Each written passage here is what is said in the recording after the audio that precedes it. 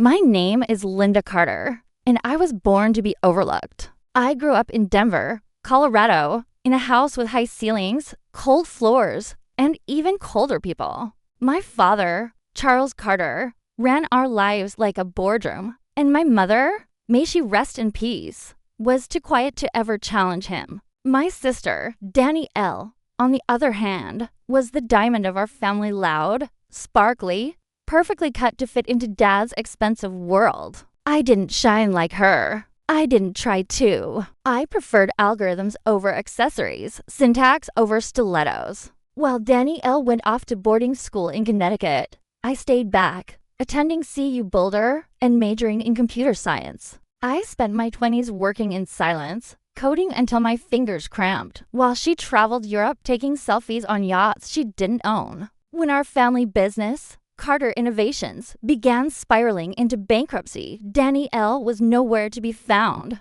Dad refused to sell or seek outside help. He claimed it was just a downturn, though the numbers said otherwise. Everyone was abandoning ship except me. I had an idea, a vision, really. A travel optimization software I called JetLogic. It wasn't just some gimmick, it was powered by machine learning, real-time pricing algorithms, and predictive behavior modeling. People didn't even need to know where they wanted to go. JetLogic would find it for them, at the best time, with the best deal, and the smoothest itinerary. It was like having a private concierge built into your phone. I didn't sleep for months. I ate instant noodles and lived in that soulless office in downtown Denver. I took out a personal loan for $40,000 just to hire the back-end team. And when it finally launched, the world took notice. Within 12 months, Carter Innovations had gone from near bankruptcy to a $400 million profit margin. Tech magazines praised the company's comeback. Venture capitalists sent flowers. Danny L. returned from Europe and posted a proud to be part of the Carter family legacy. Selfie on Instagram, but no one mentioned my name. I let it go for a while. And then came Danielle's 28th birthday. Dad decided to host the party at our family estate in Aspen. He flew in executives from New York and a few of Danielle's influencers' friends from Los Angeles, most of whom couldn't pronounce innovation, let alone spell it. The house was dressed in gold-trimmed elegance. A live quartet played Vivaldi on the patio while guests drank $300 champagne and posted staged candids under the crystal chandeliers. I stood near the back, wearing a black cocktail dress from Target, sipping still water like a servant who accidentally wandered into royalty. When the cake came out, 3 tiers. White chocolate raspberry with edible gold. Dad clinked his glass. Everyone hushed. He smiled, the kind of smug, rehearsed smile that always made me want to break something. To my brilliant daughter, Danny L., he began. You've always had the heart of this family, the spirit, the drive. That's why today, on your birthday, I'm proud to say Carter Innovations is officially yours. You're the new CEO. You've earned it. Cheers erupted. People clapped like they understood what they were clapping for. Me. I stood still, paralyzed by a rage that curled around my spine like a snake. I stormed out before dessert. Later that night, after the guests left and Danny L. stumbled off to her suite drunk on Dom Perignon and delusion, I confronted Dad in his office. The room smelled like leather and power. He sat behind his mahogany desk, sipping from a crystal tumbler. "You're giving her my company?" I asked, my voice barely above a whisper. He looked up slowly, like I'd just interrupted a casual crossword puzzle. "I gave her what she deserved," he said. "You're good at what you do, Linda. But let's face it, you're not leadership material. You're support, a cog." Danny L. knows how to sell the dream. My fingernails dug into my palms. I built JetLogic. I saved the company. You were days away from liquidation, and I brought in $400 million. He shrugged. You were compensated. He pulled out his wallet, hand-stitched Italian leather, of course, and slipped out a crisp $100 bill. He tossed it onto the desk like it was trash. "Here," he said. "This is your actual value. There are moments in life where the world splits in two. I didn't cry. I didn't scream. I didn't flip the desk, though every nerve in my body begged me to. Instead, I stepped forward, picked up the bill, folded it slowly, and slid it into my clutch. "Thank you," I said, cold as the Rocky Mountain air outside. "Now I know exactly what I'm worth to you." I walked out of that office and out of that house. I didn't even stop to pack. But as I drove down the mountain highway, headlights cutting through snow and silence, something inside me ignited. A fire, red hot and righteous. I wasn't angry about the money. I wasn't even angry about the company. I was angry that they thought I would disappear quietly. They thought they'd buried me. But I wasn't dead, I was just planting roots. And when I came back, it wouldn't be for recognition. It would be for revenge. When I stepped off the plane in Chicago, the sky was a gray smear, and the wind cut like it had a personal grudge. It felt right. No fanfare, no welcome party, just cold, jagged air, and a secondhand suitcase that reeked of betrayal. I had left behind everything in Aspen.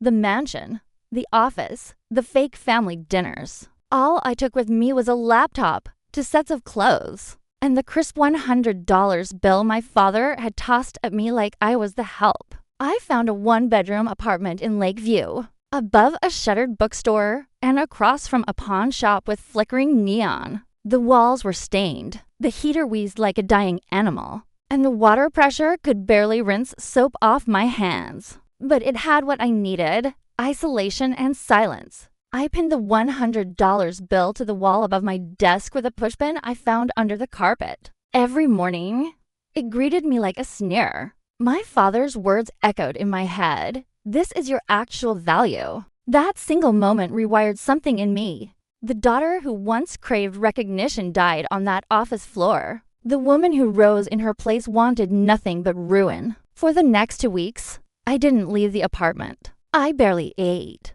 I slept in spurts and are here, to there. I coded like a woman possessed, driven by rage and caffeine and the savage joy of reinvention. I created a new identity, one that couldn't be tied back to Linda Carter. Laura Marks was born on paper. Delaware LLC fabricated Social Security, backstopped with clean legal metadata and encrypted comms. Laura was bold, ruthless, and anonymous. And under her name, I launched Horizon Drive Technologies. The plan was never just to compete with JetLogic.no. That would have been too soft. I didn't want market share. I wanted vengeance. Horizon wasn't built to fill a gap, it was engineered to obliterate everything Carter Innovations had ever touched. I called my new platform Atlas Veil, and it was unlike anything on the market. Where JetLogic optimized travel routes and slashed costs, Atlas Veil went deeper. It learned users' behaviors. It mined preferences, moods, even impulse buys, and used them to predict the destinations people didn't yet know they needed. We weren't selling travel. We were selling desire. But I couldn't do it alone. I began recruiting online, under encrypted channels and invite-only forums. I didn't want your average Stanford grads or LinkedIn climbers. I wanted misfits. Warriors. People who'd been stepped on by the same corporate machine that tried to erase me. That's how I found Eli Vargas, an ex-Oracle back-end architect who got fired for pushing back on a data privacy breach.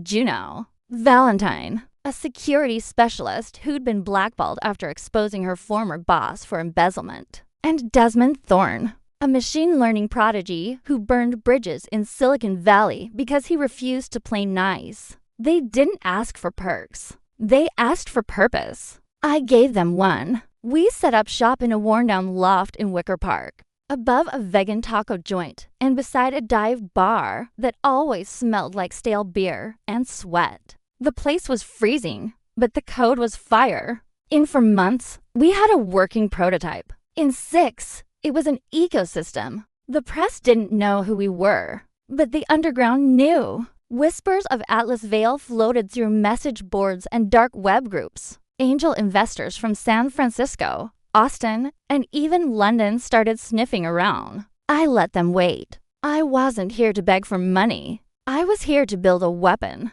Eventually, I allowed a private demo.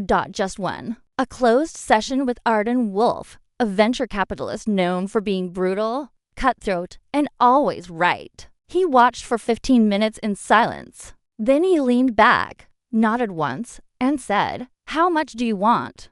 I gave him a number that made my voice tremble. $30 million. He didn't flinch. Done.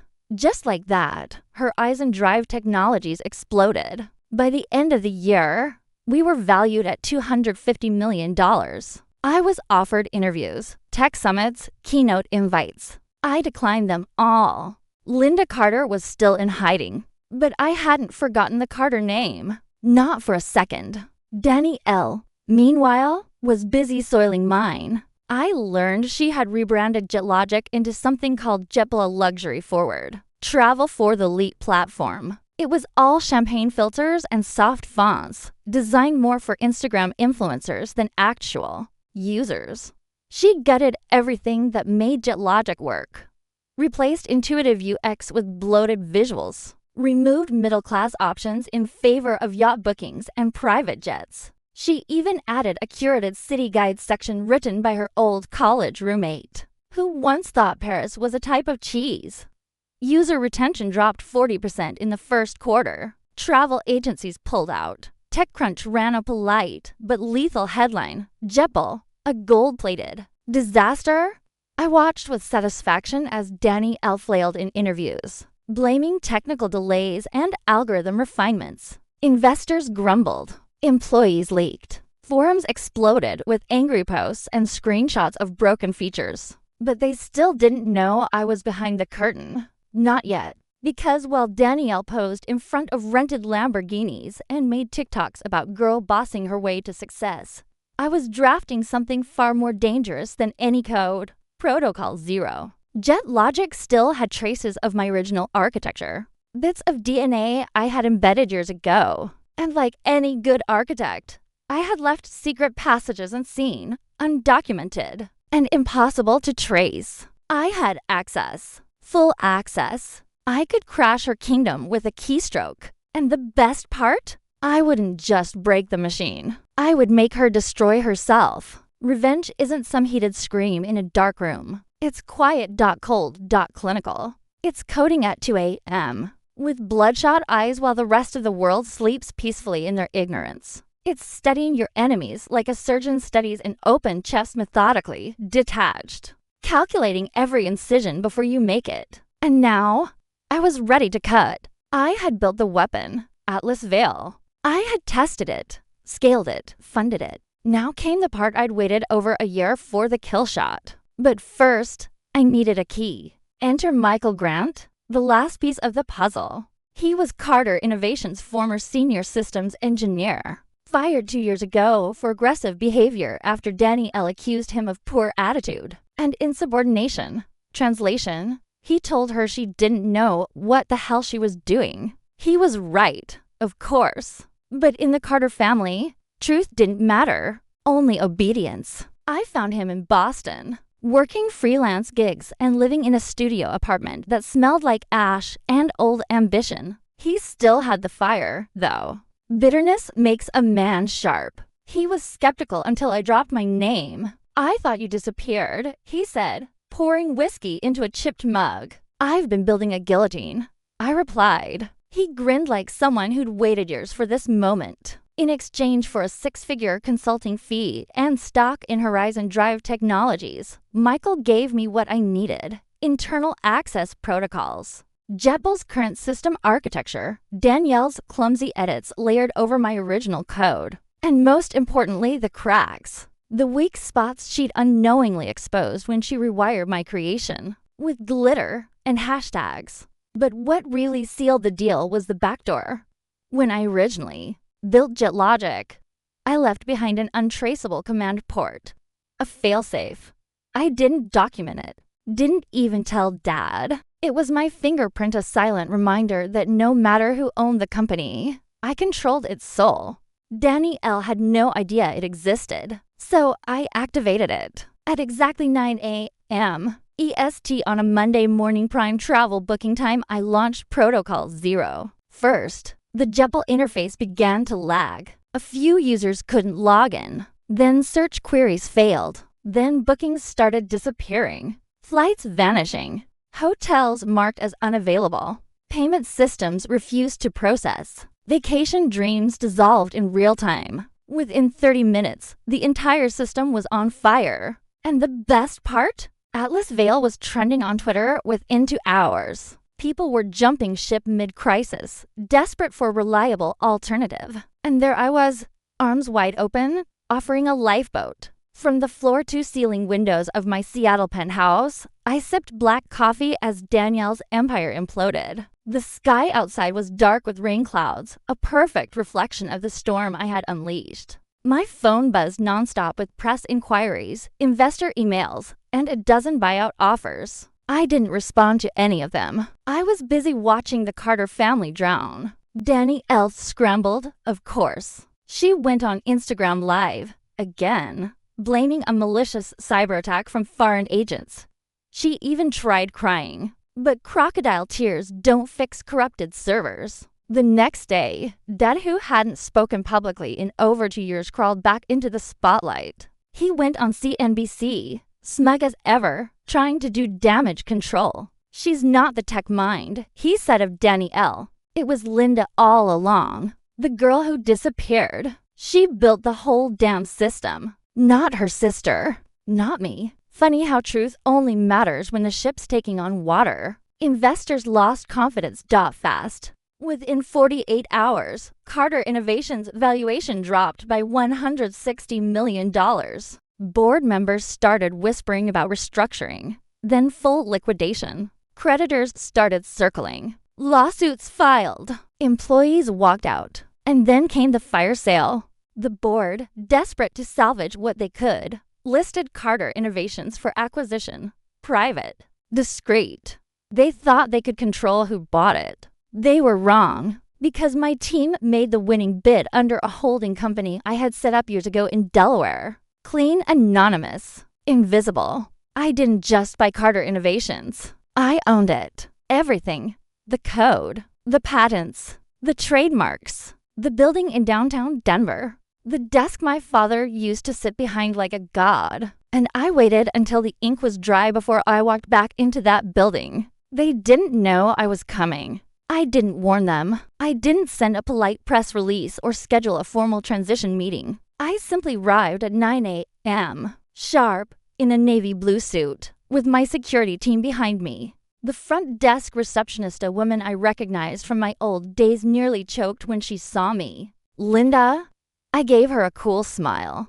No, Ms. Carter, actually.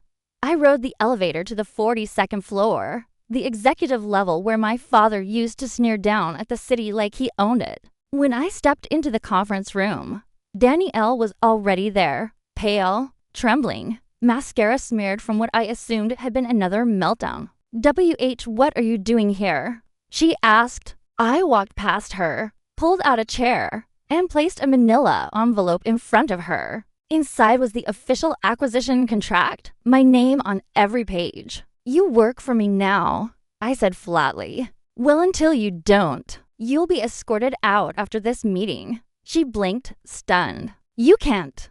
I leaned forward. I can. And I did. And I will. Danielle. Before she could sputter a reply, I pulled a small object from my bag and slid it across the table. It was the $100 bill. Still crisp, still perfectly folded. I kept it, I said. This is the value you and Dad put on me, and now I bought you with it. Funny how that works. She stared at it, her lip quivering. I'm going to dismantle this company. I continued, standing up. Strip it for parts. Your legacy gone. Dad's name buried. And when people talk about the Carters, they're only talk about one of us.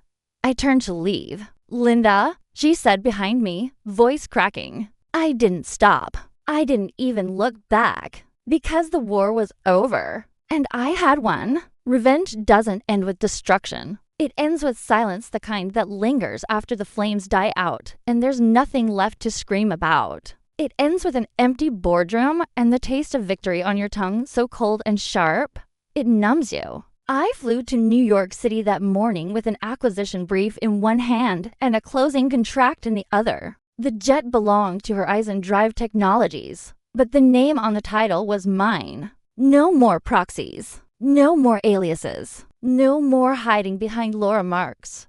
This time, the world was going to know exactly who buried Carter Innovations. I arrived at the 42nd floor boardroom of the Manhattan law firm handling the acquisition. It was the kind of room where men made billion-dollar deals while drinking scotch and pretending their wives didn't hate them. Glass walls, steel furniture, everything sleek and expensive just like my father liked it. He was already there, flanked by two of his advisors. Danny L. sat at the other end of the table, pale and rigid, her fingers trembling around a cappuccino she didn't even sip.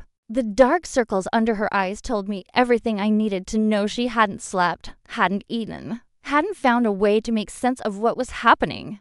Good. I wore a navy blue pantsuit, tailored, sharp as broken glass, the same color Danny L. always wore when she wanted to look like a CEO. But she never filled it right. You can't stitch intelligence into fabric. You can't iron ambition into place. I walked in without a word. My stilettos echoed across the floor as I took the seat at the head of the table, his old spot. The papers were already prepared. There was no negotiation, no pleading. The firm had reviewed every clause, every term. My offer was legal, final, and ruthless. I watched the color drain from my father's face as he scanned the signature page and realized this wasn't a partnership. It was a surrender. Only once the final document was signed and the last initial sealed in black ink did I speak. I reached into my folder and pulled out the $100 bill. The same one he'd thrown at me like I was a servant. The one I'd stared at every night from a cracked apartment in Chicago. The one that had funded my fury. I slid it across the glass table. "You undervalued me," I said, my voice calm, deliberate. "But you helped me start this journey." He stared at it, motionless, lips pressed into a thin line. He reached for the bill. I pulled it back. "Oh no," I whispered, folding it neatly and sliding it into my blazer pocket. "I'm keeping it. This is my trophy." Danny L. blinked rapidly, like she couldn't process what was happening. "I was supposed to lead this company," she muttered, her voice cracking. "You were supposed to look good in pictures," I snapped. "And you couldn't even do that right." She stood, but her knees buckled. One of her father's assistants caught her before she fell. I rose slowly, eyes still locked on my father, the man who once sat behind a mahogany desk and told me I was nothing. The man who mistook silence for weakness and humility for incompetence. "Carter Innovations is dead," I said. "I'll strip it for what it's worth, its data, its patents, its scrap sand, then I'll bury its name deeper than any grave you've ever paid for." He opened his mouth, but I raised a hand. "We're done here." I walked out without another word, because this wasn't a conversation. It was a eulogy. Over the next 30 days, I dismantled the company piece by piece. The Denver headquarters sold. The JetBlue servers decommissioned, wiped clean, and recycled into Horizon's new AI labs. The executives fired. Every single one, including Danny L. I didn't even do it over email. I made them line up in my office one by one and hand me their badges. They each left with severance packages, just enough to survive, but not enough to restart. That was intentional. I kept one Carter employee, Melinda Shaw, the former data analyst they ignored for years. She was brilliant and ruthless, just like me. I promoted her to Chief Strategy Officer at Horizon. Poetic justice tastes sweeter when you share it. The last time I saw Danny L., she was crying in the back of an Uber XL, her luggage piled beside her like broken dreams. She didn't say goodbye, just sobbed into her phone, probably calling one of her influencer friends for a couch to crash on. I didn't watch the car leave. She wasn't worth the gasoline. Today, Horizon Drive Technologies is valued at $620 million, and that number keeps rising. But that's not what drives me anymore. Now, I'm building something new, not a company of movement. a software system designed to disrupt corporate nepotism, expose boardroom corruption, and spotlight underrepresented talent across the US. I call it Glassbreaker. It's not about travel anymore. It's about power. Real power. The kind you take from those who hoarded it behind old money and fake smiles. The kind they never let women like me touch. I get interview requests every week. TED Talks, Forbes covers, podcasts. Every single one wants to ask the same question. What drove you? What inspired you? I always smile and say, family. Then I open my blazer just enough to reveal the $100 bill pinned inside. Because that's what I was worth. Remember, just $100. Enough to light a fuse. Enough to build an empire. Enough to bury a dynasty.